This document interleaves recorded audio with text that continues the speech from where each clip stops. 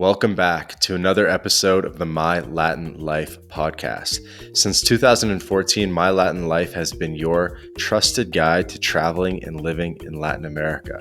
Today, I have a special guest. His name is Mitko Karshovski. He's the host of the That Remote Life podcast and founder of Parable, an online community, and all around big advocate of location independence and digital nomad lifestyle. Mitko, how's it going, man? I'm doing well, man. Thanks for having me. I'm excited. Yeah, I appreciate it. Your podcast has been around longer than mine. You're almost at 150 episodes, right? Yeah, I think we're closing in on 150, which is kind of insane considering that I feel like episode 1 was like yesterday. So, One thing you got going for you is you got the mic, you know how to join on time. So it's good. I actually enjoy interviewing podcast hosts because I know they know how to give a good interview and I know their equipment's going to work.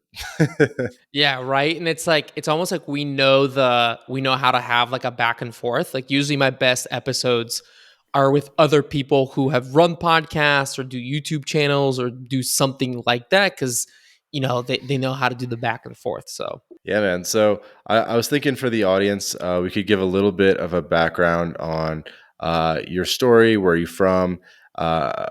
are from, how you became location independent, and how things have sort of grown in the 6+ years that you've been working online. yeah, I mean, so there's quite a bit to cover there, but yeah, I was born in Varna, Bulgaria. If you can't tell from the awesome name, that's very different than most Americans. And I was born in Varna, and then when I was 11, my family and I immigrated to the United States, which was in like 2004 or something like that. And Hmm. I just grew up in the U.S., had the classic American childhood. Lived in the suburb, went to high school, got good grades. The plan was like get good grades in high school, go to a good college, get a job, like a respectable job, whatever. And when I went to school, I actually went to study biotechnology. And I remember the first day that I walked into this lab, I was like, oh no, like, what did I do? This is like, it just something immediately felt off. And it's not like it was the subject because I'd actually been studying biotech for several years in high school. I was in like an advanced science program. But there was just something weird when I went to college to study it that didn't feel quite right. And as I went through that time, studying it in college, it kind of like intensified. Like I thought it would go away, but it didn't. It just got worse. And so finally, when I was a sophomore in college, I was like, I can't do this anymore. Something's weird. I don't like where I'm headed. It just something felt really off. And I knew that if I didn't do something dramatic, like I was headed down a path that was very easy to stay on, but where it ended up wasn't somewhere that I wanted to go. So I decided to Hmm. drop out of school and I got involved with startups. And through that process of like working with startups and kind of diving in more into the entrepreneurial world, because I had this idea that maybe that's why I enjoyed the biotech work that I was doing in high school, because the program that I was in was actually very entrepreneurial. Like you essentially was like a 2-year program where you created a project and you went and you pitched it and you did all this kind of stuff. Essentially, like doing a startup is kind of like what I realized it was. Hmm. And so, because of that, I got involved in the startup world. And then, just through working with people who were already on the forefront of like working online and working with software and all that other kind of stuff, I finally found this term digital nomad. And I read that term and it was like the Pandora's box. And I was like, this is it. This is what I want, because I'd always felt really weird growing up in Bulgaria and having this one part of my life be over there. And then it was almost like the page in a book turned and it was a new chapter. And they've always felt like two very separate parts of my life. And I just had never been able to imagine myself living in the United States and spending every day in the same city and making the same drive to the same job just felt so bizarre to me, knowing that there was this entire other world out there to explore.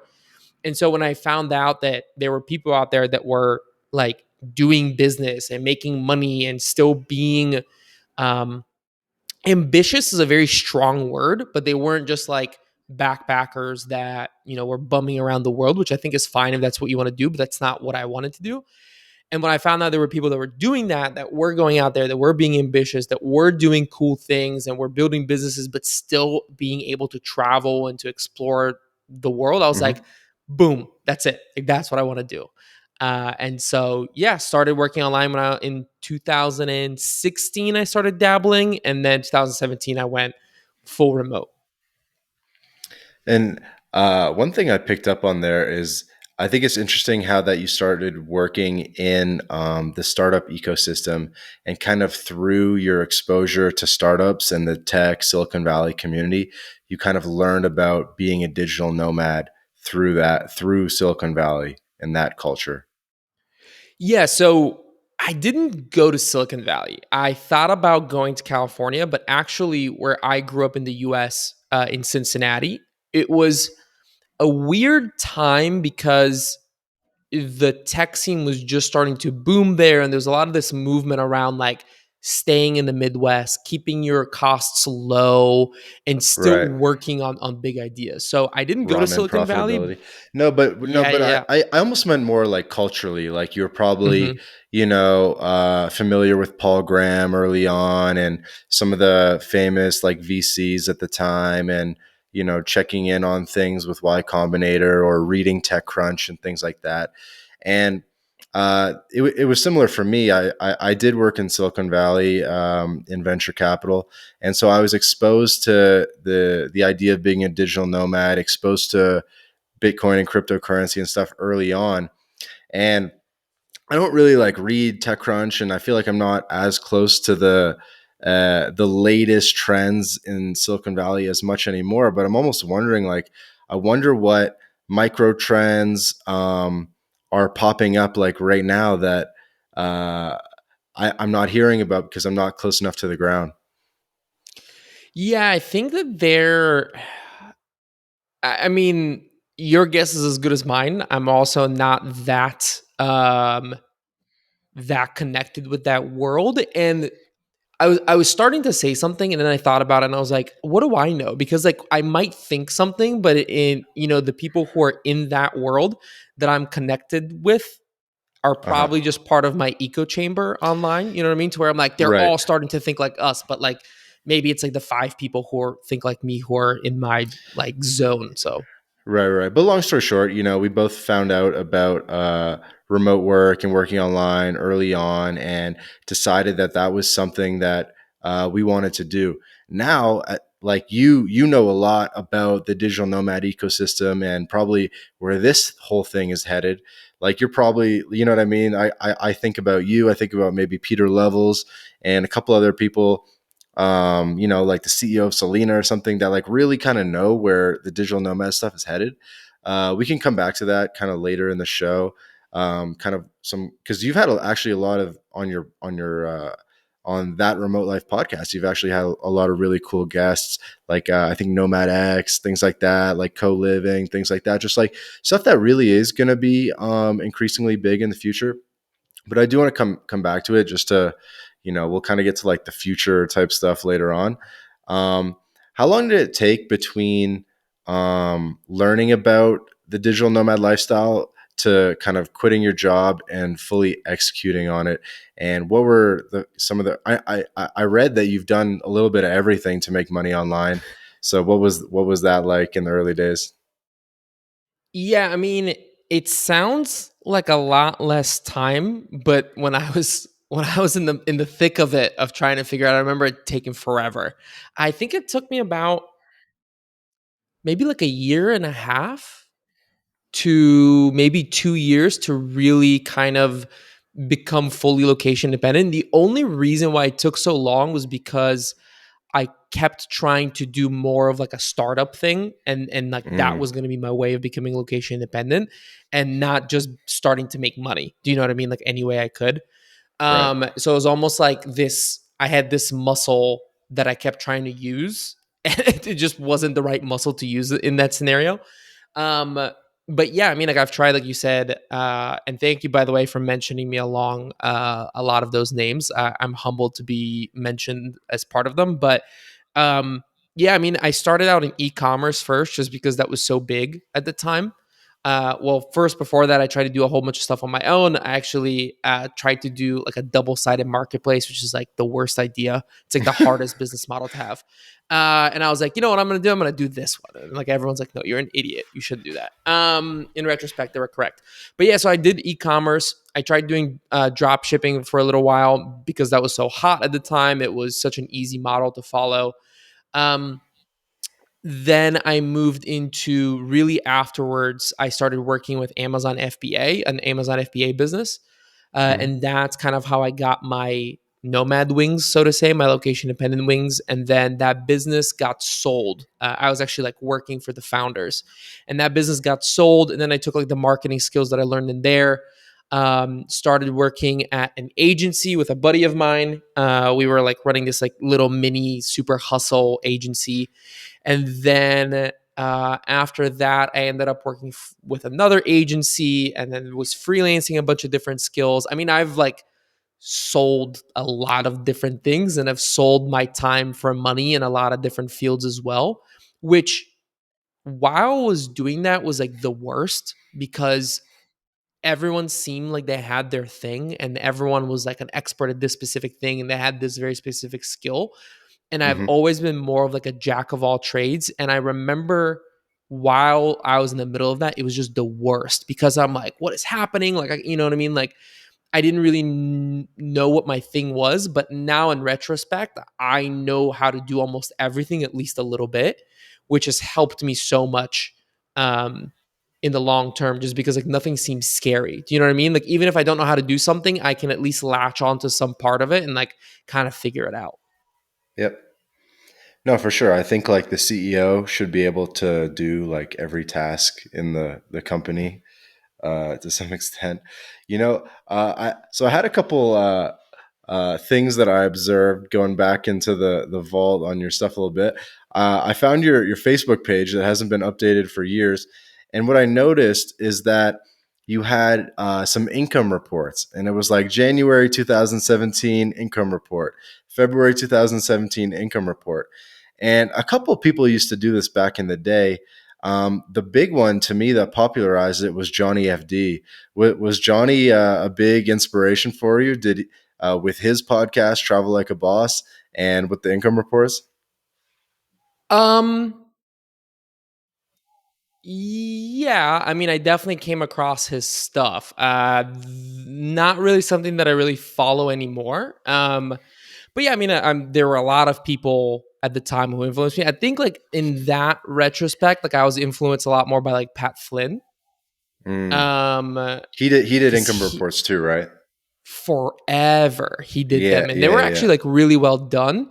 And I remember he stopped doing them because he said like they became not so what was the word he used, like unrelatable, because I mean there's a point when he was like doing like $1 million a month or whatever, something stupid like that. Not $1 million a month, but like let's say like $250,000 a month or something. And that's one thing, you know, if he's making like 10 grand a month and you can kind of see like where the money's going and all that kind of stuff. But when he's making that much money, to anybody getting started, you're like, okay, well, like this is just numbers on a page and like they don't matter kind of thing when you're looking at his breakdowns. But I do Sure. think that that level of transparency stuck with me. And it was so, I could nerd out so much on those income reports of other people that I kind of wanted to do it myself. And then now, when you mention this, I hadn't really thought about this, but like, is very likely something that contributed to me starting Parable, because like that's what we do inside of Parable is which is my community, which is I interview founders and we get really really in depth on their numbers, and we create infographics and like all the different kind of like looks at like where does the money go and all that kind of stuff. And like I could spend hours just looking at that kind of stuff because it's just so Hmm. interesting to me. And so it's an like it's just something that just dawned on me that of course, and now I run this community that does this because I'd spend hours looking at people's income reports when I was getting started.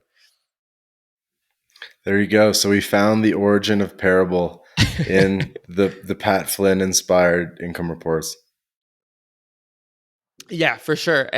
You know, he was an early inspiration for us all. And another one, another early on thing, like kind of your one of your first videos to pop on your YouTube channel back like 5 years ago or something, was a review of Gary Vee's course. And so he had a Udemy course that was like, what is it called? Like, build a personal brand. So it's like Gary V, build a personal brand. And so you obviously took that course. You must have taken notes, learned a lot, and you wrote or you made a review video on YouTube. So I guess early on, you must have had an idea to not only be a digital nomad and make your money and live in paradise, but you wanted to did you always kind of want to make a bit of a brand out of it? It's an interesting question because it touches on something else that I've started realizing in the last year or so is like usually when I work with students, I tell them not to trust their gut when they're just getting started, because I think or not that they shouldn't trust their gut, but like if they have a mentor and their mentor is saying one thing and then their gut is saying something else and they are just getting started, like they're newbies, I always say like usually lean more on the mentor's opinion because they have more experience. Now, when you get Mm-hmm. more experience and you've been in it for years and years and years, you're going to absorb information, and sometimes like your gut can find an answer that maybe your brain can't connect quite as much. So this is why like you speak with like legendary investors and they're like, I don't know, I didn't really make sense, but just something told me to do it, right? But there was like, I became obsessed with like online business and like all these people that were doing this kind of stuff and just took in so much of their content. And something about that to me made a lot of sense, if that makes sense. Like, um, I've always been very like I love doing stuff like this. I love creating. I love putting stuff out there. It's like one of my like big joys is seeing people get like help from it or interact with things that I do. And so like yeah, I've definitely always wanted to have more of a personal brand, and I can't tell you why I wanted to have a personal brand, but something about it seemed important. Mm-hmm. And similarly to why when people would ask me, and this is like, going back to like what I said in the last couple of years, I started realizing that like I need to trust my gut more because I'm kind of making right choices or things that I'm predicting are coming true. And I don't always trust my gut as much as I need to because clearly I've reached that point perhaps where my gut knows things that maybe my brain doesn't. And so I remember, it's easy to forget that before COVID hit, remote work was kind of this like, it's like on the outskirts and like it's never going to be a big thing. Like, you know what I mean? There was a little like that was the opinion for the majority of people. Mm-hmm. Um, and obviously that's not the case anymore. So yeah, I mean, like, long story short, I do think that having a personal brand is important. And I think it's only going to become more important for more and more people. And your personal brand doesn't need to be Gary V.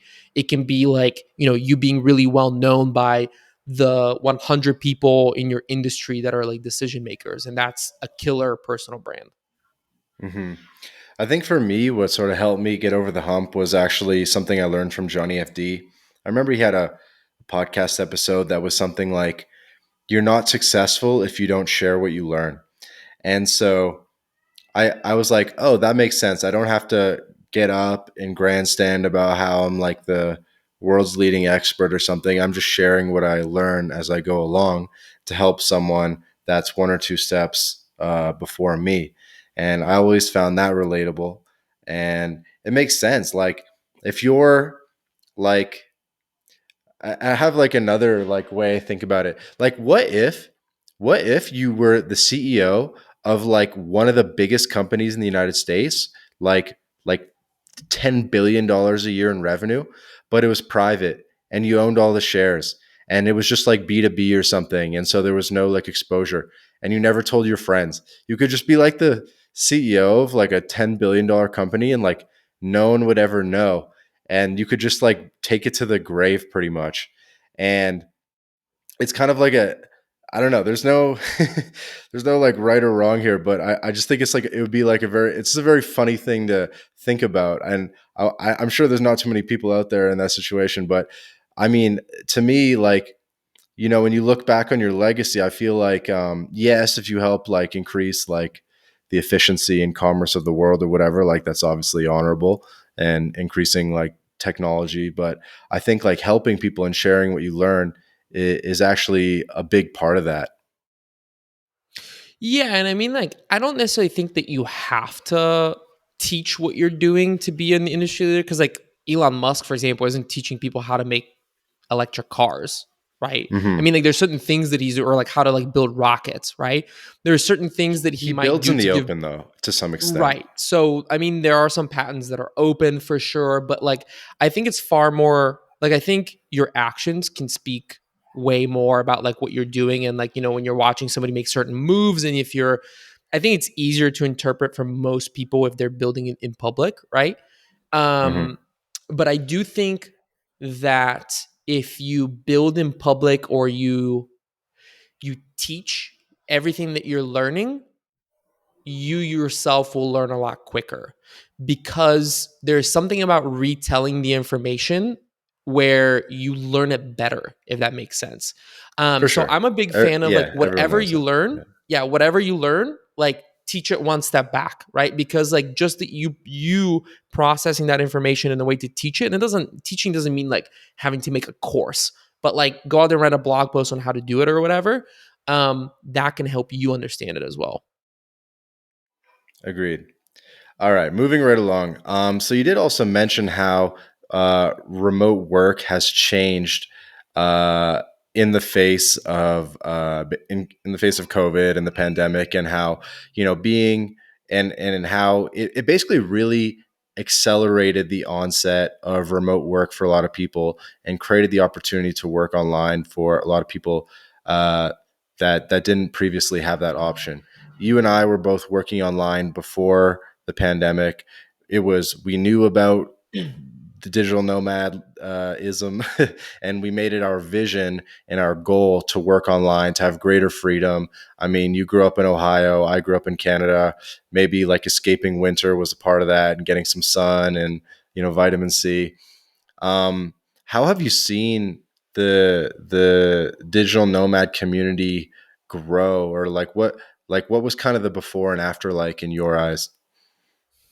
I mean, the really big one is like the one that we're kind of in the middle of, and that's only going to accelerate is the employeefication of the digital nomad movement, right? Because like majority of digital nomads before were in some way entrepreneurs, and now what we're Hmm. seeing is just a massive growth in the digital nomad community that are employees, like full-time employees of companies that are just like, yeah, this remote work thing works.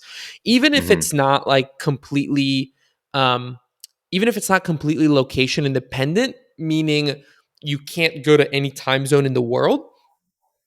There's so many people that are, for example, this is why I think Mexico and Central America and Latin America in general are going to grow a lot, is because it's really easy to go south, right? If you're working for an American company, you can Yep. travel and stay in the same time zone, or have like a lot of overlap. Now, I think it's going to take time for companies to sort of figure out the async thing, the asynchronous work aspect of it.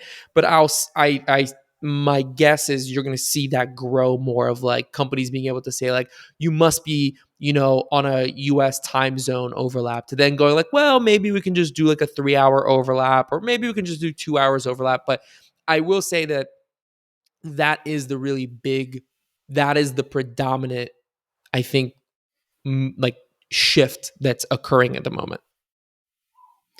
Yeah, it's true. I think a lot of the narrative used to be like you have to start a muse business, which you tried to do, or you have to start a startup, and it was either that, it was either like start like a full scale business, uh, or and Tropical MBA used to talk about the 1,000 day rule. If you remember the Hmm. Tropical MBA, and they would say 1,000 day rule. It'll take 1,000 days to replace your previous full time income as a small business owner or freelancer. So it was either Well, and along that point, sorry to interrupt you, but like Dan go from the ahead. Tropical MBA himself says, like, if if some of these jobs were options when I was getting started, I probably wouldn't have started the business. I'd have just gotten a nice paying Exactly. job and been a digital nomad with a salary. Exactly. And then I look at all these like freelance things, and if you got to freelance, do it. If you can get good gigs that make sense to you, do it. But like if you do the math, you have to get a pretty big business going just to break even relative to what you would make as an employee, right? Because an employee is going to be making, in the US or Canada, they're going to be making minimum like 5K a month, probably closer to 10K a month. And if you have a business, what's your profit margin? And then after taxes and stuff like that, I mean, you probably need a 20 to 50K a month business to make the same that you make for as an employee. And you have a lot more responsibility. It's a lot more stress. Obviously, you can sort of work on the business, not in the business. You can automate things. You can do tax breaks. There's no right answer, but you got to keep in mind that, it's sometimes it is easier just to get the remote job. And um, there were some floating around prior to COVID, but there's definitely a lot more now. Yeah, I mean, I agree and I disagree on certain parts. Like, I don't think you need to make that much more than, like, if you're, like, for example, if you're living in the US and you're earning $100,000 a year from your salary, right? Hmm. And then you move to Mexico. You can live the same or a much better lifestyle for way less money. And if you can generate from some sort of freelance work 120K, your expenses realistically are going to be not that high, right? Like it's you if you're just working, right? So like let's say you even take out like 20K in total in expenses, like you're still going to be right around where you were earning before, even after taxes. So you don't Hmm. necessarily need, it's different if you have like an e-commerce business, right? Where like your expenses are obviously, your cost of doing business are going to be Right. like Like way FBA or higher because you something. have, yeah. Yeah. But you don't, I think the easiest thing that you can do if the employee thing doesn't suit you as much is to sell a service. Like whoever was hiring you, whatever you were doing for them, obviously they were getting a return on investment on your salary, right? Like if you're getting paid 100K at a company, they were paying you that much because there was a return on that investment for them. So there's no reason why you couldn't go out there and sell the skills that you are getting paid for um, by yourself and have some power over that. Because also, like with the nice thing about doing that is you can decide how to work, right? So it doesn't mean that you need to work every single week of the year. Like you can work in like Hmm. spikes where like Naval calls it, like I love this quote that he has, which is like work like a lion, not a cow, right? Which is like essentially work a lot for a month or 2 months and then take like a month break and like go travel and do something and then come back and you can get more gigs. Which I think is going to be the future because when you look at the big picture and you look at the trajectory that remote work puts us on, the 9 to 5 salary essentially like gets squeezed on one end by automation and on the other end by outsourcing, because Hmm. work is going to like companies are going to automate as much as they can, right? Because that is the cheapest way for them to get done whatever they need to get done. Hmm. However, the moment that a company figures out remote work, right? Like if you just follow the thought process there, you go, okay, well, if Kathy can get the job done from the suburbs, an hour and a half away from the office, and she's not really coming into the office anymore, then what's stopping us from there being a Kathy in Eastern Europe that we hire, but we just pay her 50% of what Kathy was getting paid? Hmm. Right? So that jump is all of a sudden not as big. The really big jump is to figure out how to work remotely so that that person, doesn't have to come into the office every day. It's not as big of a jump to actually then hire somebody from abroad. So essentially what ends up happening is these really well-paying jobs get squeezed on both ends, on one end by automation, on the other end by outsourcing. And in the long term, I think this is going to be good in terms that like we're not going to have this big of an inequality, right? Where if my parents moved to the United States to improve our economic life, meaning like they earn more money, Hmm. now today they could go, well, do we do that or do we just start working remotely for an American company? Right? Like, still, they don't have the benefits of moving to the US and some of the nice things that come with that, but it's a much more real consideration. And so I think what's going to end up happening, just to wrap up my thought, is those people who were caught in the 9 to 5 really well paying jobs, maybe they won't be needed so much on a consistent basis, but they'll need to be brought in for specific projects. which if you know how to do that is actually really nice because it means like you can go do 3 projects a year, make a buttload of money because you have a very important specific knowledge that maybe whoever they're outsourcing to doesn't. And then you get to go away and like do something fun and hang out with family and go travel and then come back and do another project. So I think in the next, 5-10 years, if I had to put money on where things go, I think they're going to go in that direction way, way quicker. Yeah, thanks for pushing back on what I said, and I agree 100% with what you're talking about. And yeah, this is what we alluded to earlier about how I definitely want to get your opinion, seeing around corners about what the future of work is going to look like. So I think it's a really interesting discussion, and I think we're kind of in that stage that you kind of touched upon, where these companies are figuring out how to let people work remotely for the first time. And some people right now are getting really, really lucky where they're making like 6-figure American incomes and they're probably not doing as much work as they were doing when they were in the office. You know what I mean? They're probably only doing like 2-3 hours of real work a day and they're just sort of like chilling, drinking coffee. And the company behind the scenes is just trying to figure out how to like keep the train moving basically and adapt to remote work. And so people are kind of good for now. But in, 2 years, 3 years, 5 years, 10 years, once, we have, a bit better softwares and things like that. And we've sort of just generally adapted more to remote work. A lot of these companies and, maybe English levels get better as well. Maybe it gets easier to pay people in different parts of the world, which we've seen with like Stripe and TransferWise and stuff like that. It makes it easier to just pay someone in Eastern Europe or Colombia or whatever. Um, yeah, I think you are going to see a flattening of the playing field, as you mentioned. Yeah, and I mean, like, just to touch on the what you said about the working hours, it's ridiculous that in the 21st century we think that like one of my hours is equal to one of that person's hours is equal to another person's 1 hours. At the end of the day, if I am all for like people working, instead of them working 8 hours a day and they're being paid for 8 hours, they can actually get their work done in like four and then do something else, that's fine.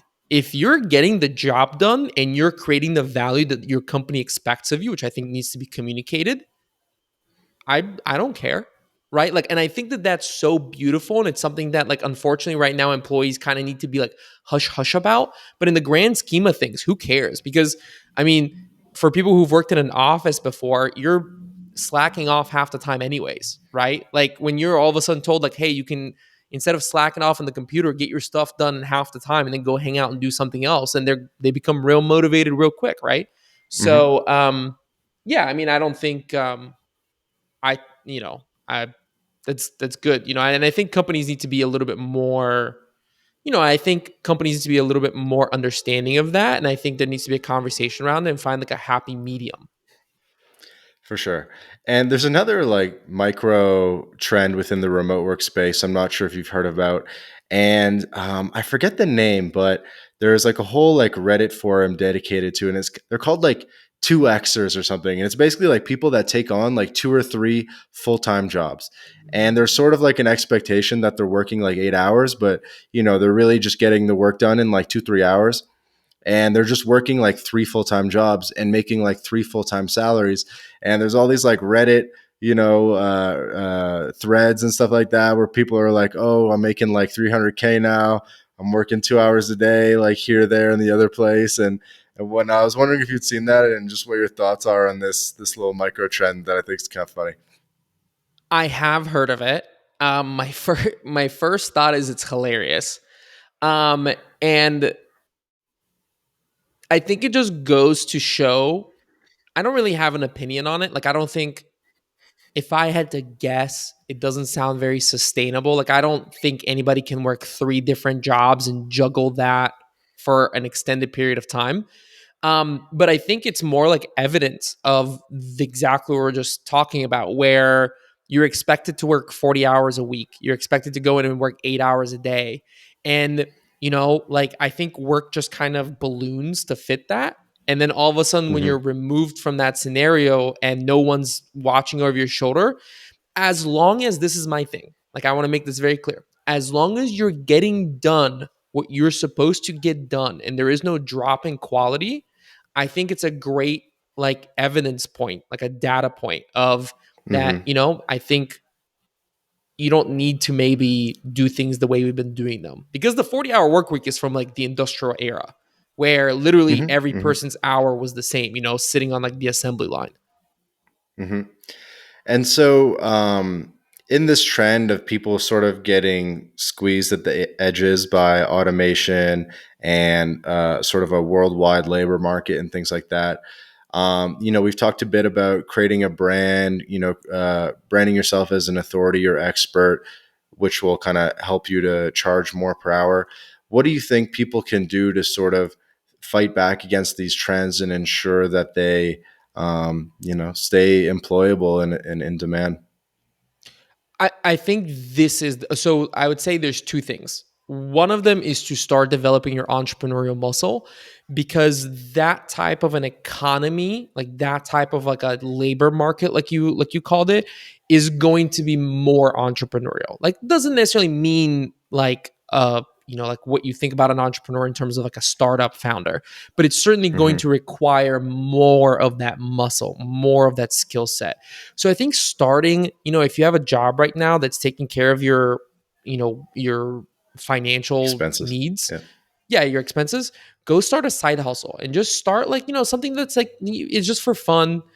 Learn, get exposed to that, figure out how that works, just kind of like play with it. And then the other thing is the personal brand really is very important, because the people who are going to get the jobs, or in the future the sort of these projects that we're talking about, like these gigs, which now when we think about gig work we think about like very small like paying jobs, but like imagine Hmm. if the gig economy grows up, right? It reaches adulthood and these are like 10, $20,000 projects. The people who are going to get the job done are the ones who have the best brand around that. They're going to be the people who have a name that is respected by an industry. And so starting to do things that in the eyes of the industry make you um appear as an industry expert are going to be Hmm. really important. And these are the things that in like 10 years are really going to pay dividends. So I think podcasting, for example, is like, I mean, I know that as like a podcaster, it might seem that I'm biased, and I'm sure there's some bias, but this is like one of the most like it's like the best way to create. It's so easy. You just set up a microphone. You don't, this is like a $50 microphone. You can use Zoom, which is free for up to 45 minutes or whatever it is. Actually, for one person, it's free for like as long as you want. And record interviews with other industry experts, and like publishing that and putting out your ideas out there is such a great way to you know, show that you're an industry expert, but also get to know other industry experts and create a network that in the, Hmm. in the long term can actually like help you out to get work and all these sort of things. Definitely. So maybe we can actually talk about podcasting for a second, because I wouldn't mind asking you. You've Mhm. been doing pretty well at it. um, so you started in 2019. You've been going like 3 years strong, consistency. Um, how big of like this is going to be very like random, but how big of like a backlog of episodes do you have? Do you have like 10 recorded, ready to go episodes so that you can like take time off if you need to, or? No. I would love for that to be the case, but I don't. Sometimes I'll have a backlog. Like the happy place for me is like 2 or 3 episodes. I think 10 episodes, while in theory sounds great, it kind of I don't think it's good, because there's it's nice to have some relevancy. Like it's nice to bring up things that are happening in the moment, Mhm. in the sphere, and like that way will be like delayed. And I don't know if you've ever listened to podcasts that do have a really long backlog, but you can almost feel it. Like you can almost feel that it was recorded a while ago. And I've caught that before where I'm like, hold on, they just mentioned something like it just happened, but actually happened like 2 months ago. And that Mm-hmm. to me is like interesting. So for me, like I think the happy place would be like 3 weeks, right? Like having like 3 episodes backlogged is Mm-hmm. the my goal. Unless of course like something's happening where I'm like, hey, I want to take like a break and have like 2 months off, or I foresee that there's something happening. Like, yeah, of course, in that case, like I'll create like a bigger backlog. But for me, like 2 or 3 episodes backlog is I'm a happy camper. Okay. And so you've had a lot of really, really good guests actually.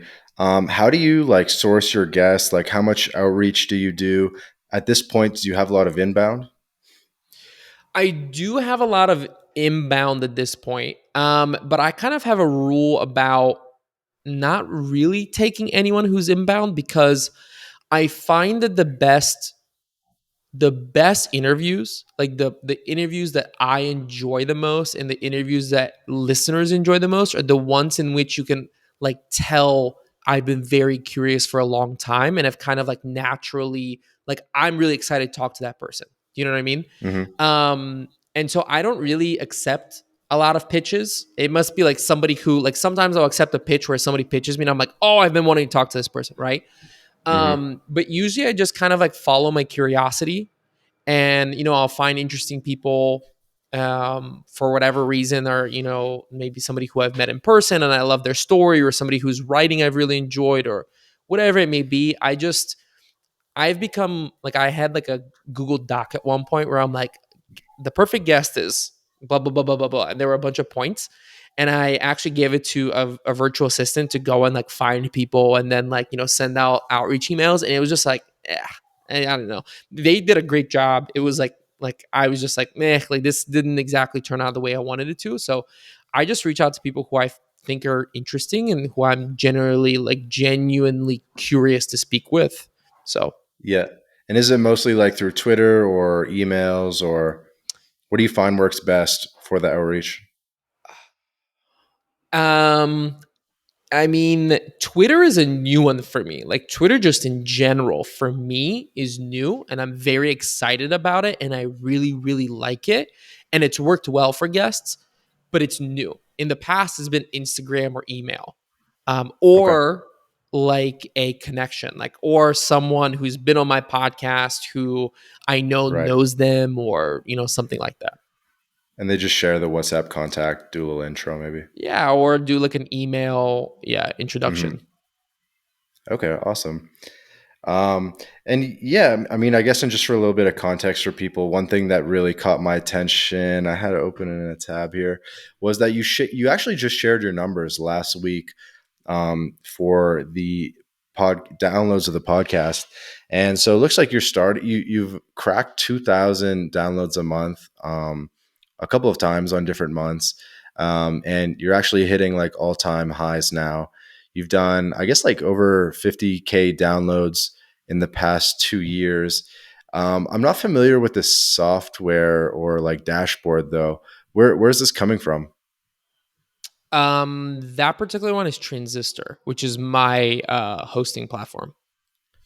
Okay, cool. And then yeah, so I'm using Zencaster.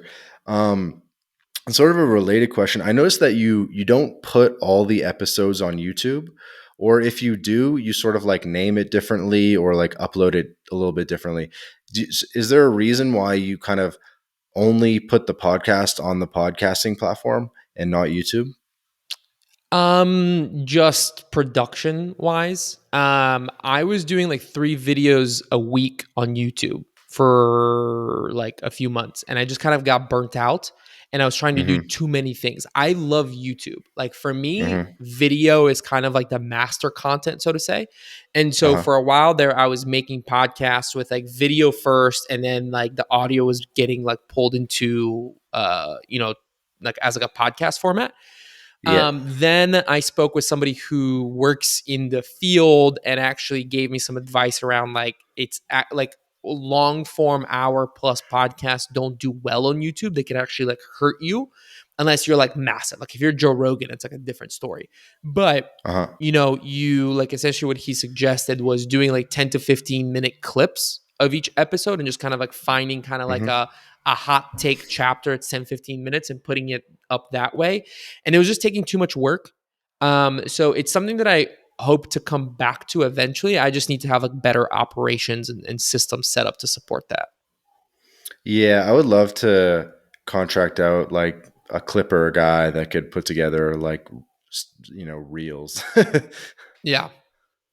Yeah, that's the goal. Like I would love to have like my interviews and then they get broken up into like 10-15 minute little chapters of a podcast that go up on YouTube, and then the hot takes out of those like, end up becoming like short like social media thing. Yeah, that's like, but it's just that takes quite a bit of like systems and operations, and you also need to have somebody who knows what your audience is looking for. They can judge, is this a good clip or not, so that you don't have to be the person that's like minute 43 30 seconds to minute 44 15. You know what I mean? Right. So what do you attribute the growth of the podcast to? Because it has obviously pretty consistently grown over time. And where is most of the traffic coming from? Like, is a lot of it from search within like the SEO of the podcast platforms? Because you do sort of write good titles and stuff, or where does the growth come from? That's a good question. To be completely honest, I don't know. I think I think some people do find it just from searching. I think also at this point, when you've been around for a little while, you definitely start to get some credibility. And like I said, like I interview people I'm interested in, and I interview people who I think people who listen to my podcast can tell that I'm genuinely very interested in the people I talk with.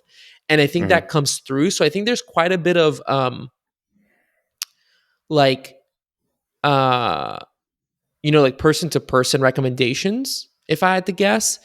And the other thing that's been kind of surprising and also a very nice boost of confidence for me has been people who I really respect who have then come to me and have been like, "Oh yeah, like I like your podcast. Like I listened to your podcast. It was recommended by so and so."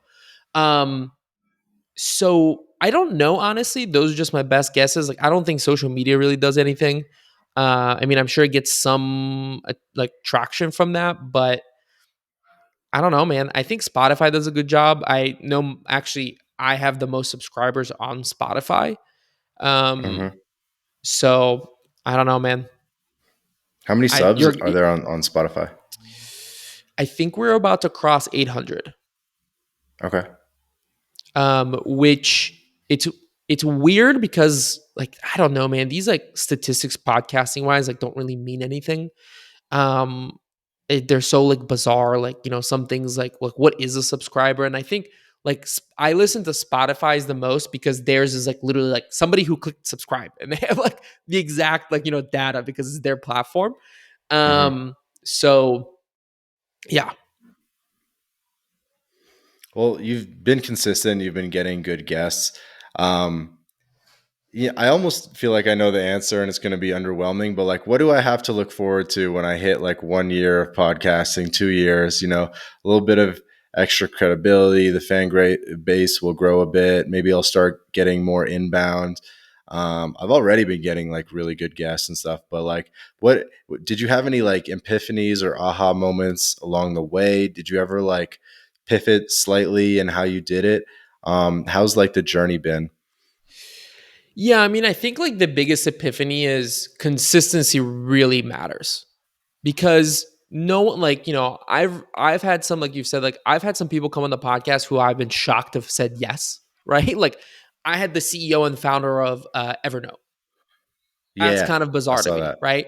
Um so and the reason why people do it is when they see consistency, they assume even if it's not like tens of thousands of people or hundreds of thousands of people listening, at least it will be like good, right? And Uh-huh. so I think like that is important. And then also like it shows the fact that like I said, like it does prove some industry expertise because at the very least it shows like you've done repetitions, like you've thought about these topics, you've discussed them, and so anywhere you go it does give you a level of credibility. um So like, yeah, have I pivoted? Oh hell yeah, man. Like I'm a big like believer in like if I'm not having fun, something's wrong. And actually, there was a break where I didn't publish for like a month or something like that. Maybe at the end of 2021. I was just kind of like, where is this going? I that's kind of when I started taking more inbound people, and I was just like bringing on people that were being pitched to me, and I was just not having as much fun. So, like, one of the things that I'm trying to do more of now is actually not necessarily having a new guest every single week, but bringing people back on that I think are smart. I'd rather have a guest on two, three, four times, but make it like a really fun episode and like really get into the weeds of things than just kind of having Hmm. like a topical conversation every week. So, um, like, I love having my friend Chase Warrington on, for example, who's the head of Doist. Like him and I can like shoot the shit for hours, and we do it offline anyway. So it's well, that's one of the things that like like I would love to have him on more so that we can kind of get in the weeds of different topics. No, dude, it's funny you mentioned that. I 100% agree. I just recorded my first podcast with a repeat guest yesterday with Martin Toomey, who I had on as episode 11. And he had like a crappy mic. He told me he bought a new one. I said, you know what? Let's celebrate. Let's do another one. The second episode was so good, like so much new information, so high value. We basically did like an hour and a half deep dive on like Mexican residency options, Mm-hmm. and like different things, which I know you know a little bit about as well. And I was like, this is awesome. Like, it is good to have on repeat guests because the first time you get them on, they might not be an experienced guest, so they're kind of nervous about being recorded. They might have sort of like a couple like talking points. You have to do like a semi lame like hero's journey introduction. But if you have on a repeat guest, Mm-hmm. like you can just like start shooting the shit. You can start really like getting into deep topics right off the bat. So I 100% agree with that. Yeah, and I mean, like those have been some of my favorite podcast episodes that I've done. Like I said, like having Chase on or Gonzalo from Nomad X. Now he's the CEO of Nomad X. Dan Hmm. Andrews from Tropical MBA. Always love having him on and talking with him.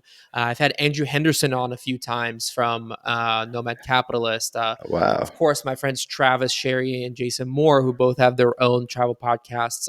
My wife has been on a few times, which is super fun, and like having her on. My friend, Nathan from Foodie Flashbacker, he travels all over the world as well, so it's fun to have him on. He's been like a nomad for forever. So like, yeah, and these are really fun conversations, and it's literally like, uh, you know, we have these talks anyways offline. So like, let's bring in the listeners as well.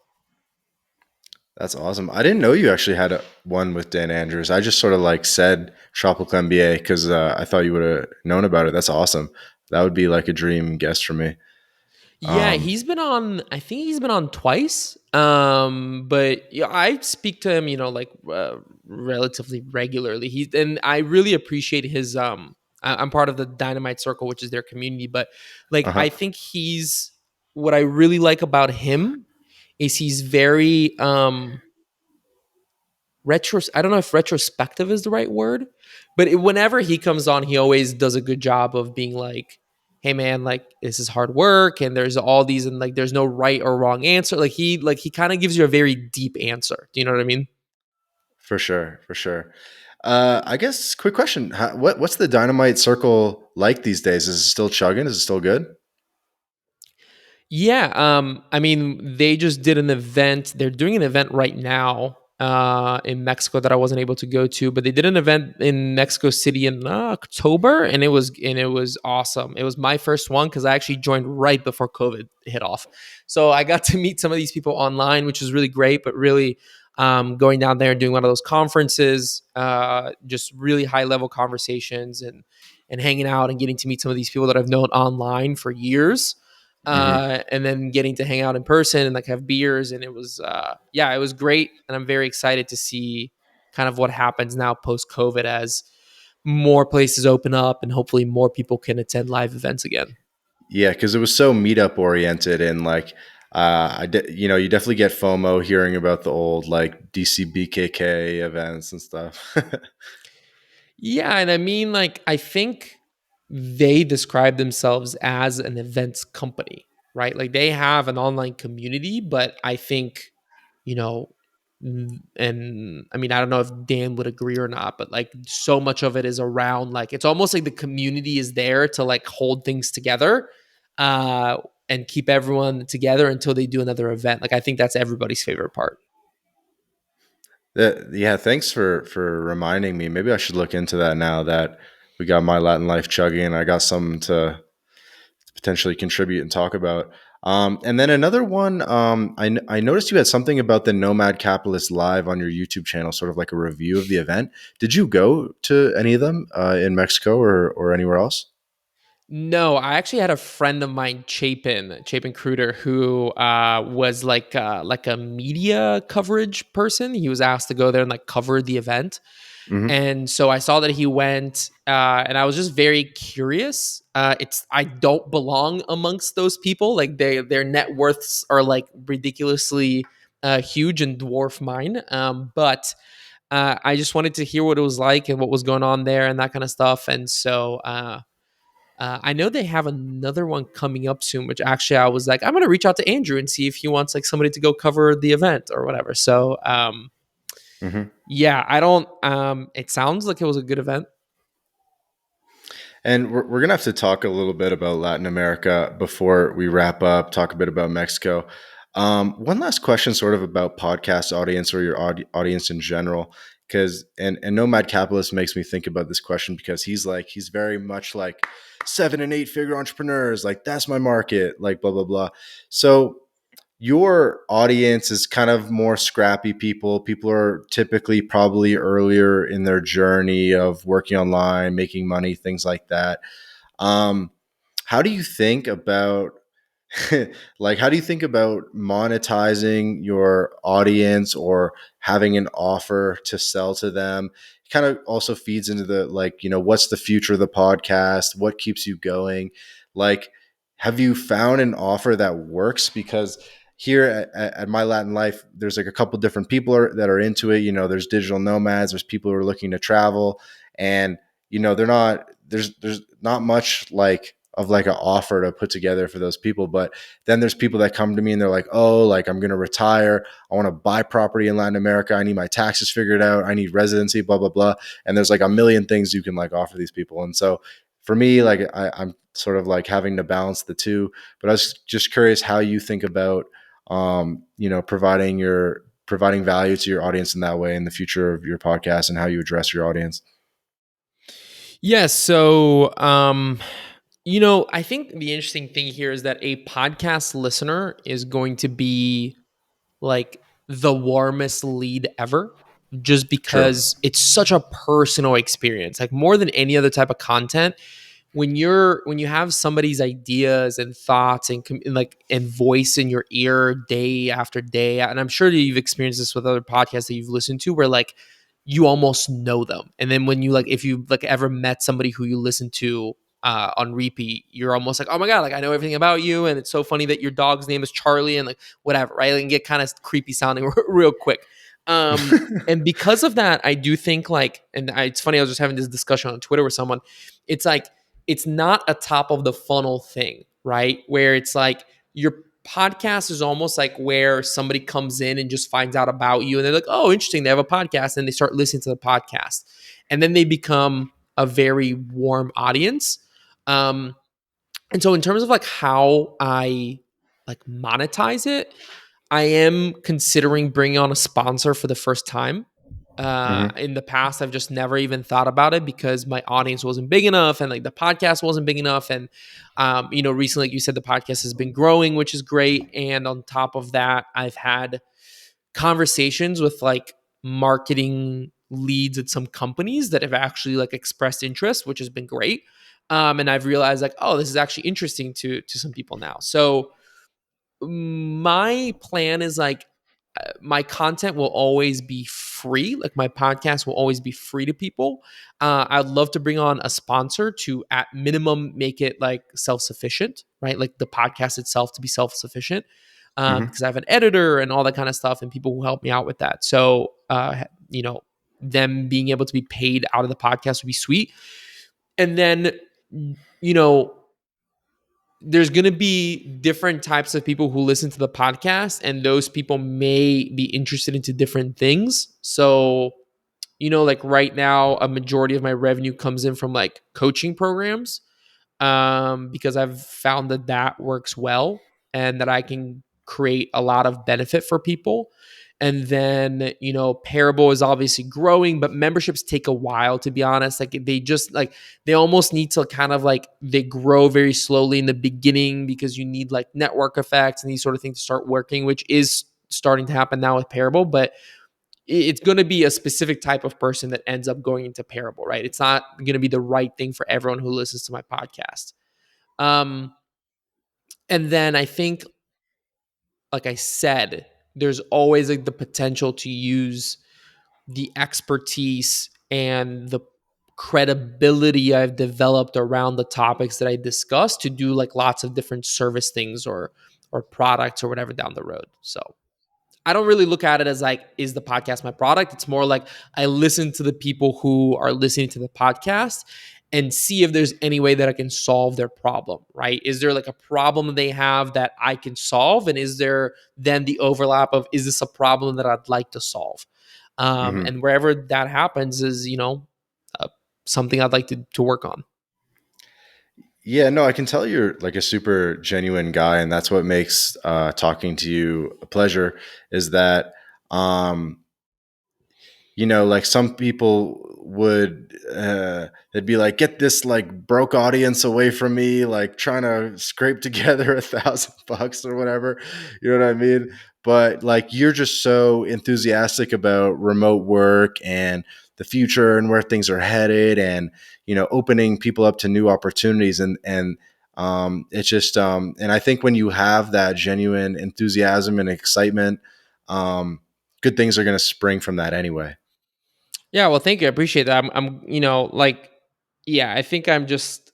There's been so many times when somebody has been like, "Hey, man, like, I need some help with this. Like, I don't really understand." I'm like, "Let's just like, let's do it. Like, let's jump on a call. Like, how can I help you? Like, can I move this along for you?" So, because I don't know, man. Like, I just like talking about this stuff. I'm so interested in it. So, For sure. And so do you do like paid coaching where you like help people ramp up to working online and becoming a freelancer and stuff?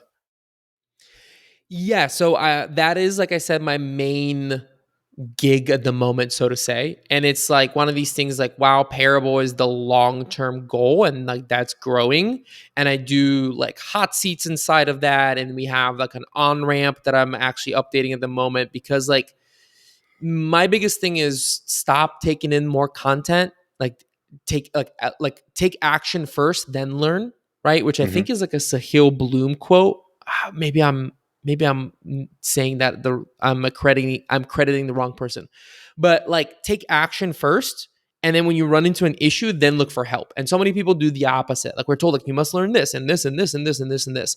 And I like coaching because with coaching I know I can help you. Like we can get on a call right away, and I'm like, great. Like, like what's going on? Give me some background. Like, let me learn. What are you trying to do? Like, it's very easy for me to identify your issues and like Hmm. almost push you past them, right?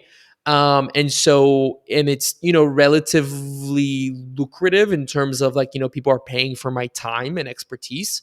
Hmm. So you can get paid hourly pretty well. And it also like I think too many people shy away from that because it also makes you better. Like when I sit down and I have like Thursdays are like my call day, so I have like coaching calls all day. Like I get super sharp because when I see this problem and I've helped someone solve it multiple times, I get to talk through it and like, okay, this worked for this person, it didn't work for that person, right? Like how can I retell this differently to this other person? Like you know what I mean? It kind of like sharpens your skill. Like we talked about earlier, teaching someone else makes you way more of a master at that thing because you need to figure out a way to communicate it to lots of different people. And just real quick, like what is the business model, or how do you structure the coaching? Um, I've tried a bunch of different things. Like I've done just like hourly, but I don't like that. Like I right now like these 12-week sprints because I've just found that having and I don't like coaching that's like, "Hey man, we're just doing this for eternity." Right? Because it's not good for you, it's not good for me. because you don't have any sort of like due date. So like at the moment, what I do is I work like the people who are my sweet spot that I found I do a really good job with are what I call corporate runaways. Like they're people who have corporate experience. They may be like 3, 4, 5 years minimum working some sort of corporate job and are trying to figure out how to take that skill and transition it into either like a product or a startup or some sort of service. And we work in 12 weeks because what we do is like literally week one is we're like, okay, great. Where do you want to be in 12 weeks? What is the goal here? What are the parameters that we need to set up? What is like the structure that we need to set up for you? And then, it's like almost like a bit of like front loading of my work and time to create a plan and like what are some of the issues that we Right. may come across and then just supporting them whatever way I can through that process. Okay, cool. So like a 12-week mentorship type Like a model. cohort. Yeah. Yeah, cohort. Makes sense. And then so how do you do it? Do you get them on a free call first and then try to like close them quote unquote into the program? Do you make them pay for that first call and then say like, hey, we can like extend it out? Or how do you kind of like, you know what I mean? Like how formal is it? How do you do that? How do you onboard them? Um, I don't really have a good answer to that. I usually have like I take on only a certain amount of people per cohort. And this is relatively new, like this isn't something that I've done like 100 times. So, this is just what's worked a few times. Uh-huh. But I just know already usually who I want to work with. And it might be like, people come from different places. There's some people that I've worked with in the past who have just now come into a new issue. Maybe, there's a bunch of maybe they're listeners to the podcast who I've connected with, whatever it may be. Right. And I'll just reach out to them and I'm very honest. And I'm always like, I don't do pushy, salesy crap. I'm always very honest. And usually, like, what I do is I say, like, hey, I know you're going through so and so and so, like, from what you've told me, I'm putting on this cohort, whatever it is, training. Like, I'd love to, like, let's jump on a call and I want to see if it's a right fit for you. And if not, like, it's fine. Like, I'd love to get your feedback or what you think about it. And that's worked pretty well. And, just kind of lead into it. And I, like, if it's not a win for you, I don't want your money because it's not going to be valuable for you. And so I only want people coming in and working with me who I know I'm going to get them results. Um and so I just kind of go into it that way and I have a conversation, and if it seems like a right fit for me and it seems like a right fit for them, then we go for it. And if not, like there's been times where people are like, "Hey, like I'm really into this, but it's not a good time for me." Right? Or it's not, like maybe like let's do this like later, and then they end up, doing it like next time, like next go around. Okay. That's awesome. Excuse me. And that's awesome. I could definitely ask you more about that, but I don't know. I'll leave it alone. I don't want to grill you too hard on like business model stuff. Uh, Man, I don't know if you can tell, but I am an open book. Like as long as it's not something that like I'm comfortable answering for whatever reason, I'm happy to help any way I can. no, it's cool. It's cool. I thought we'd kind of end the episode kind of on some light stuff, just talking about Mexico, talking about Latin America. I don't even think we mentioned it at the start of the episode, but I think we're in the same state in Mexico right now. I'm in Guadalajara. You are in Vallarta. I assume you're on the Jalisco side Yes, I am. because the Puerto Vallarta. A lot of it's like there's like a river that runs through Vallarta, and on the other side of the river is the state of Nayarit, Hmm. where it's Punta Mita and Sayulita and San Pancho and all that. Yeah, yeah. It's like the bay is split in two. hmm And I love the area. It's funny. I went to Vallarta for the first time just in February. I flew there from Playa del Carmen. I said, you know what? I want to get to know the Pacific side a little bit of Mexico. I hear the sunsets are good. Let's see what's going on. I heard, and I had all these sort of like expectations because I've spent a lot of time in Mexico, like over years, and I had never been on the West Coast at all. and So I went over there, and honestly, it blew my expectations away.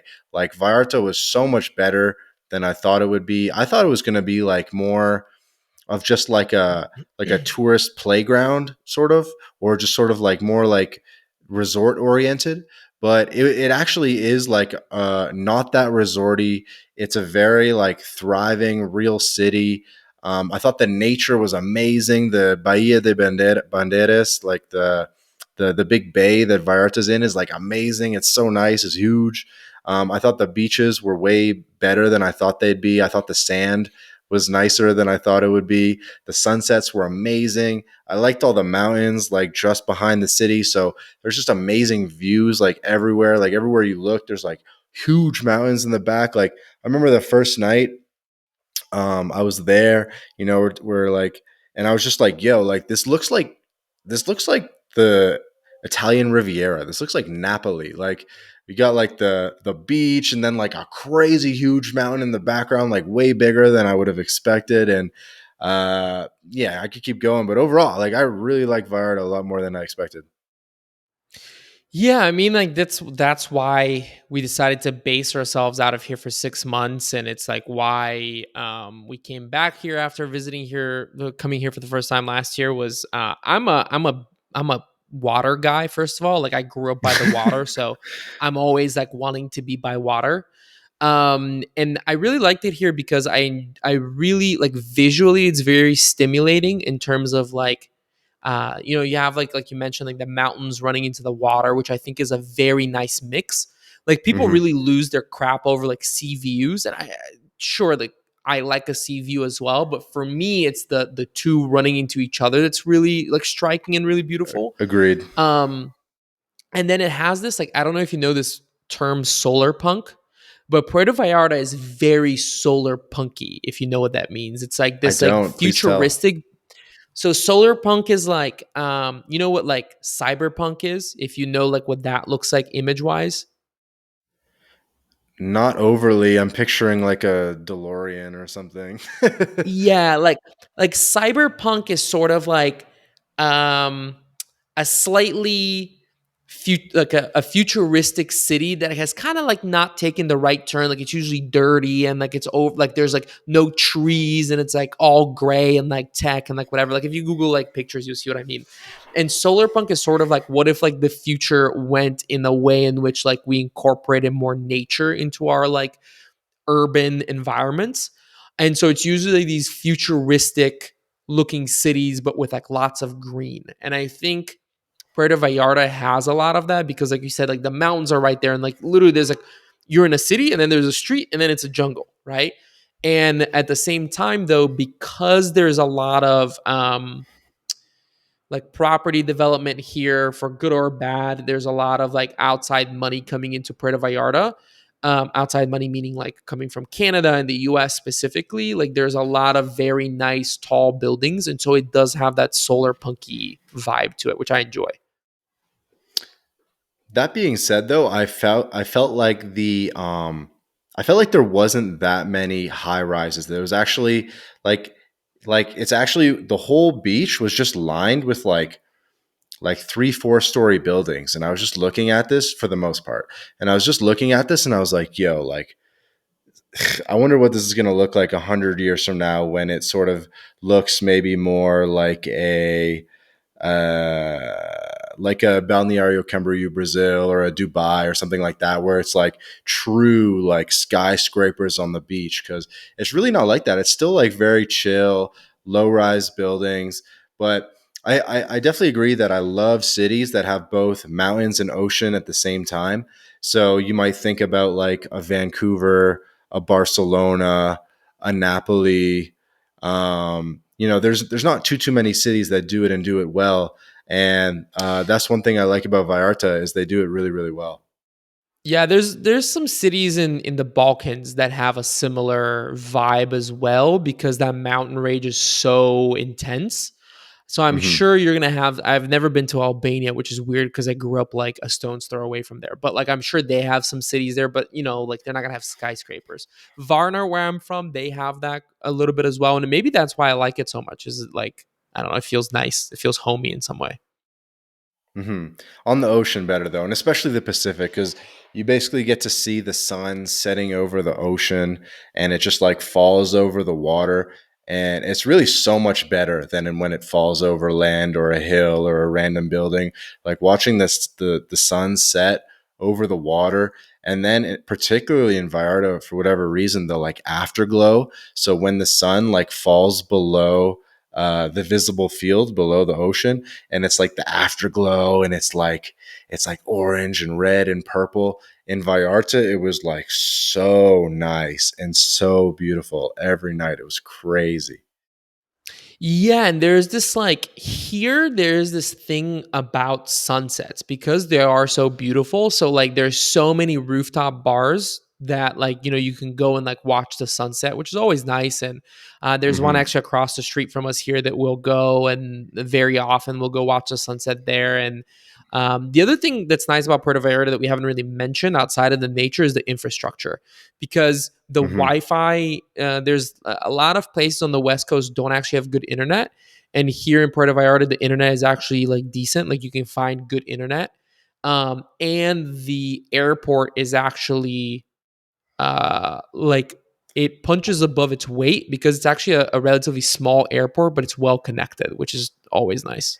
It is. There's like direct flights from like Calgary, Winnipeg, Vancouver, a bunch of Canadian cities.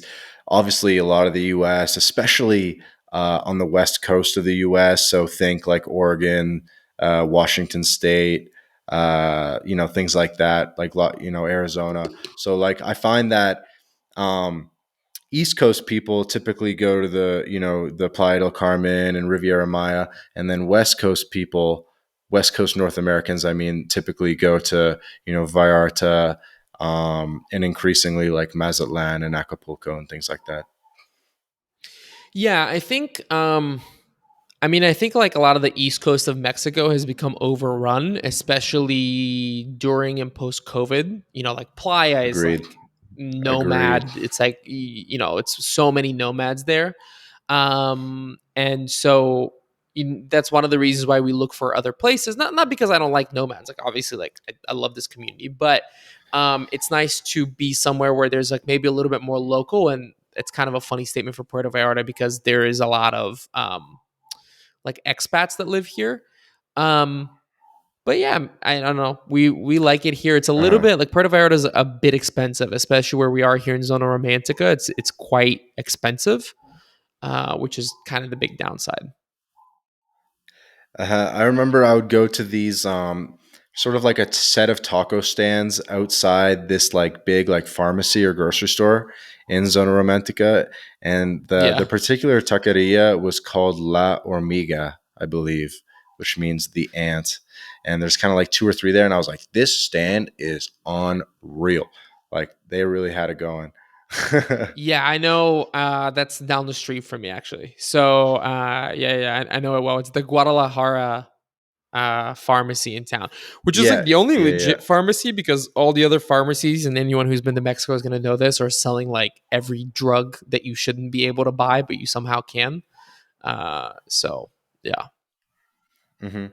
And have you gone to check out like Sayulita and some of the beach towns over there? And what's your thoughts on that? I really like Sayulita. Um, my only thing is that I don't think it's like the internet isn't good enough yet. It's not. Specifically for me, like I think if you're like if you don't need to do video calls and that kind of stuff, it's not so bad. But having to do podcasts and like upload stuff and like download, and it's just not quite there yet. But the reason why we like Puerto Vallarta is like it takes us like an hour to get up to Sayulita, so it's not that crazy. Of hey, we want to go spend like a long weekend up there, like let's go, Uh huh. or even there's like Yeah, you can Yalapa, Uber which is there. Yeah. yeah, we or InDriver, which is the other one that's like the local one here, which has even cheaper Yep. prices. DD. Um, yeah. So yeah, I mean, I really like it. I really, really enjoy it. I feel more relaxed there. It's just like if you're, I don't know if I'd stay there for 3 months, for example, which is what we like to do. Is like we like to do 3 month home bases. Hmm. So And at this point, have you got your Mexican residency? we're planning on doing that in the fall. We haven't yet gotten it. Okay. And have there been any other Latin American cities where you've spent significant time, or other regions of Mexico that you've spent time? So I haven't spent a lot of time in Latin America. Mexico is kind of as further south as the furthest south I've gone. But yeah, we've traveled around quite a bit. We spent quite a bit of time in Merida, which I like, but it's just too hot. And you kind of have like a couple of months there where it's fine, but then like it gets really hot, so it's just not like a good like long term place for me. But like it's a beautiful city. It's like super super safe. Really great food, great cafes. Really enjoyed that. Love Mexico City, obviously. I mean, I think Mexico City is it's like the biggest and least discovered city by a lot of North Americans, because like if you talk to anybody like in the US, they think it's like super dangerous. And I'm sure there's parts of Mexico City that are dangerous, but I love Mexico City. Um, we've spent some time in Oaxaca. We've spent some time in Guanajuato, which is actually where we're going after here to go cool off, quote unquote, in the mountains. Um, Nice. so yeah. That's awesome. Um, and so, yeah, I'd be curious on your perspective as, I don't even know what to call it, like a big digital nomad advocate guy. Like, what do you think are some of the biggest digital nomad hotspots in Latin America based on the buzz, based on what people are talking about, what you've heard about? And if you had to, and we're including like Colombia and everything else in that.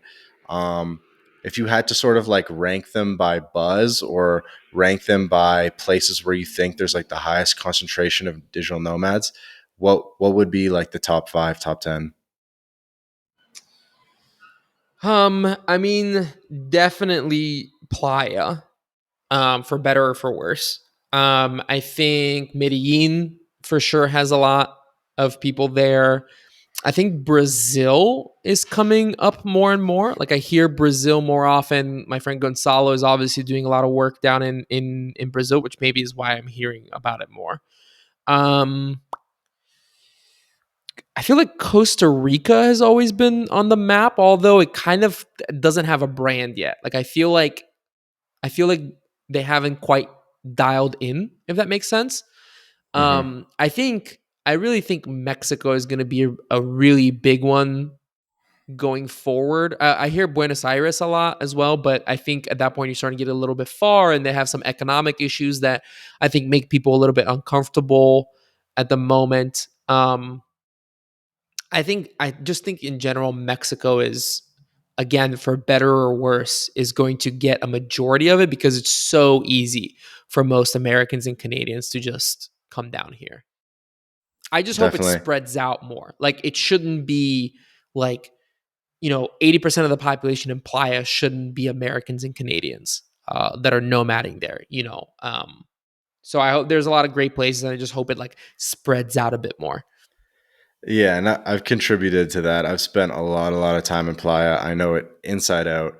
I'd still recommend it to like anyone that hasn't been. It's still awesome, and there's probably like a higher concentration of entrepreneurs and digital nomads than anywhere else in the world per capita. And if you just pull up to a cafe, you're for sure going to meet interesting people. Um, but it's expensive. It's kind of hard to find an apartment. That's kind of why I was like, you know what, fuck it, I'm going to take a flight to Vallarta, because it was just like these, apartments were getting like snatched out from under me when I thought I was overpaying like $1,200 a month. You know what I mean? Stuff like that. I was like, all right, whatever. Let's just go check out something else. And all the police and Playa and stuff on every corner. And I got to Vallarta. I could finally use Uber again. Um, and I speak like Spanish, like I can negotiate with the cabs or whatever, but I just way prefer not having to like, I prefer, the cab being there pulled up in front on the street, when I exit my building. And, not having to deal with cops and, no, things like that. So Vallarta just like was just a so much lower like stress level and everything. So I really liked it in that regard. I think there's also a lot of digital nomads in Mexico City, like a lot. And I think particularly for not just entrepreneurs, but for like the corporate runaways that you're talking about. I think a large percentage of the corporate runaways have gone to Mexico City because they're familiar with like city infrastructure. They wanted direct flights. They wanted to be somewhere like big and thriving type of vibe. and prices have gone up a lot there. And there's been, you've probably seen articles about it and stuff like that.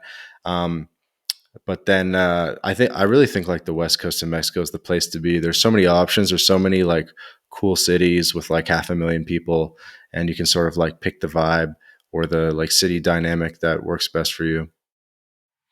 Yeah, I just think it's the issue with the West Coast is like the internet isn't great in a lot of places. I think it's just going to get figured out over time. Yeah, it was pretty bad in Sayulita, but that was the only one I had issues in. Like I've been just in the past couple months, I did Vallarta, Sayulita, Mazatlan, La Paz, Cabo, San Lucas, and everywhere was good except Sayulita. I found one cafe in Sayulita that had like 60 megabyte Wi-Fi, and I was like, what the hell? It's And gotten better. Sayulita has yeah. gotten better even from when we were here in like January last year. Hmm. January last year, yeah. Yeah, I think Vallarta is going to grow like a lot. I think you've even made some videos being like, "Is this the next Nomad hotspot?" And I could definitely see that being the case. Yeah, I definitely think it's gonna pop more, which is crazy because the rental property prices here are already pretty high. So who knows? I think yeah, I don't know. It's gonna be interesting to see what happens, but I definitely think you're gonna have more people coming here. Hmm. And then Medellin is obviously a pretty like probably neck and neck with Playa for being like one of the top digital nomad destinations. Obviously, very different like city dynamic, but that's like one of the top. I'd say Panama City is one of the top. Bocas del Toro has a fair amount. Buenos Aires has a lot. I think for Buenos Aires, it's more like the flight kind of costs a lot of money to get down there, but once you're down there, it is cheap as hell. Like I'm talking like $2 like fancy cocktails at a rooftop bar. I'm talking like $300 a month like dope penthouse apartments and type thing. So it's super cheap, but just if you're gonna do it, you got to go for like a bit of a longer stay. You know what I mean, to make it kind of like work out. You can get like you can go to like a fancy steakhouse, get like a full steak, like beautiful bottle of wine, and your meal is like $6. Like it's unreal. Yeah, but there's a reason why, and it's we kind of think like the reason why it's like that is because they have such bad economic instability there. So, Hmm. yes, you can get a lot of really great deals being there, but and maybe it's because I grew up in Eastern Europe, so I know like shit can hit the fan. There's like for me it's all like you're almost risking, everybody has a different risk tolerance. And Yeah, who yeah, knows, you you gotta be could a be little bit more there. badass Yeah. for You Argentina, could be but there. You could be there when something really bad goes off. Like things like this kind of boil over very quickly. And so, everyone has a different risk profile, and I definitely want to go visit, but I don't, and this is my very uneducated opinion as well. Like I haven't done like a ton of research. It's just what I know from, scraping the top of the bucket, so to say. yeah, it's sort of like a different risk thing in Mexico because Mexico's not without risk. I don't know. I don't want to like get into it at the very end and like scare people or whatever, but you know what I mean? It's a different type of risk. I think in Buenos Aires it's more the risk that like the ATMs just like stop working and then like you have no money and like you're kind of in like a weird spot. Kind of things like that where like sort of like the anyway, but and then Brazil, so just real quick, so I think you said you had a friend that was doing like cool stuff in Brazil, but also in like Madeira or Portugal, or what's your buddy up to in Brazil? So Gonzalo, yeah, he did the Madeira Digital Nomad Village project, and after the success of that, he works with a lot of like governments to actually set up similar programs and like attract digital nomads. So I know he's working on something, and I can't remember exactly where in Brazil, but I know that he's working on a project there. So or maybe going to work. I don't know. I know that he did like conferences there, and he's been going there quite a bit. So. And I know that he speaks highly of it. Okay, cool. Yeah, I would love to connect with that guy because I love Brazil, and I definitely intend to go back as soon as I can. Random question related to that: have you been hearing about Paraguay at all?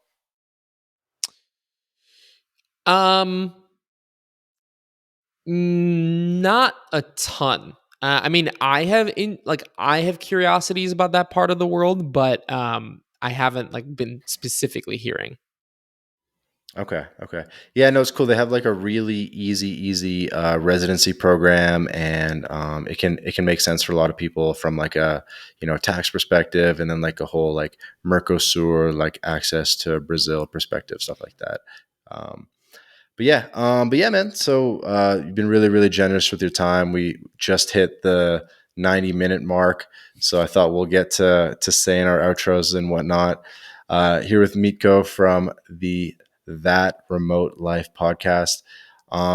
Yeah, tell us how people can get in touch with you. Tell us maybe a little bit about Parable, whatever you want to communicate to the audience. Yeah, I mean, I'll just say thank you so much for having me, by the way. This has been a lot of fun. I really enjoyed our conversation. And yeah, if any of this was interesting to you, check out That Remote Life. You can find us anywhere that you listen to podcasts, or thatremotelife.com as well. And then find me on Twitter. That's where I'm most active these days, having a lot of conversations there and really enjoying hanging out in the Twitter space. So I'm at Mitkoka, Mitkoka. It's just my first name and then the first two letters of my last name. So yeah, would love to connect. And if you're into business, if you enjoy nerding out about that kind of stuff and you enjoy this conversation, check out Parable. It's at joinparable.com. Awesome. And do me a favor before we stop recording. Don't exit the browser window because it just takes a second. But yeah, Miko, man, thanks a lot. Definitely awesome to speak to a legend of the digital nomad and podcasting world like yourself. Oh, thank you. Cheers.